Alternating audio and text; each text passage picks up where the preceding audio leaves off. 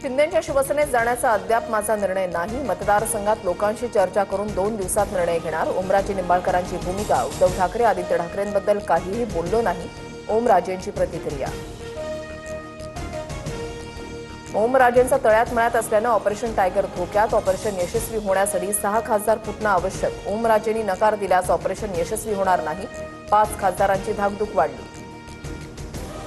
ओमराजे निंबाळकरांचा विश्वासघात झाला. त्यांना सोबत राहायचं असल्यास उद्धव ठाकरे निर्णय घेतील. अनिल देसाई यांची माहिती.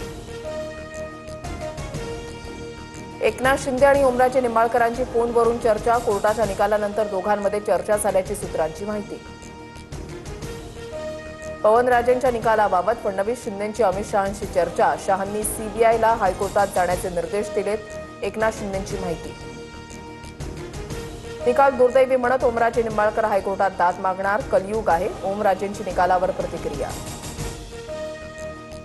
पवनराजे निंबाळकर हत्याकांड प्रकरणामधील आरोपींची निर्दोष मुक्तता. पुराव्यांअभावी पद्मसिंह पाटलांसह सर्व 9 आरोपी दोषमुक्त. माफीचा साक्षीदार खोटं बोलत असल्यास खटला दाखल करता येईल. कोर्टाचं निरीक्षण. आताची फोडाफोडी म्हणजे अमित शहांची 2029च्या पंतप्रधान पदाची तयारी. खासदार फुटीवर राज ठाकरेंचं मोठं विधान. वर्षभरात काहीही होऊ शकतं. खासदार भाजपमध्ये का गेले नाहीत? राज ठाकरेंचा सवाल. परभणीतील यशवाडी जंतर मंतर मैदानावर कॉक्रोच जनता पार्टीचं आंदोलन. शिक्षण मंत्र्यांच्या राजीनाम्यापर्यंत जंतर मंतर सोडणार नाही. आंदोलकांची आक्रमक भूमिका. पोलिसांनी दिलेली आंदोलनाची वेळ संपली.